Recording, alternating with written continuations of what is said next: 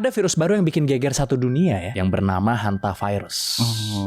Virus yang berasal dari tikus ini itu digadang-gadang bakal jadi the new pandemic. Tentunya setelah kita survive dari COVID kemarin. Virus ini sebenarnya bukan virus baru ya, karena pertama kali virus ini diidentifikasi itu di Korea, di Sungai Hantaan, makanya namanya hantavirus kan. Tepatnya di sekitar tahun 1950-an, di mana lebih dari 3.000 tentara PBB jatuh sakit karena demam berdarah yang disertai dengan gagal ginjal, Son. Jadi ini virus lama bersemi kembali ya ini ya? Iya.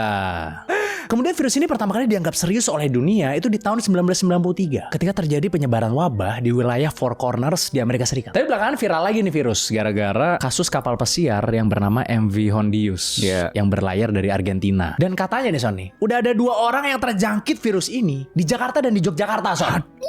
Jadi efek dari virus ini itu dibagi menjadi 2 sebenarnya. Yang pertama kategori HPS yang nyerangnya itu paru-paru. Nah ini bikin kita jadi sesak napas parah, batuk-batuk, dan paru-parunya tuh terisi cairan. Jadi HPS ini Son itu punya mortality rate atau rata-rata kematian korban itu mencapai 30-40% Son. Jadi kalau lu terjangkit ini 30-40% kemungkinan lu akan metong. Selesai. Terus kategori kedua itu ada HFRS namanya, yang fokusnya itu nyerang ginjal. Jadi kalau misalnya kita terkena ini itu bikin punggung kita bakal nyeri parah, terus bisa bikin gagal ginjal dan pendarahan internal. Nah kalau HFRS ini itu punya mortality rate sekitar 1-15%. Tapi ada seorang epidemiolog dari WHO yang bernama Maria van Kerkhoff itu sudah mengkonfirm Son bahwa virus ini itu nggak bakal jadi wabah, apalagi sampai kayak COVID gitu. Karena cara penularannya itu jauh lebih sulit dibandingkan COVID. Bahkan hampir tidak mungkin menular dari manusia ke manusia lain katanya.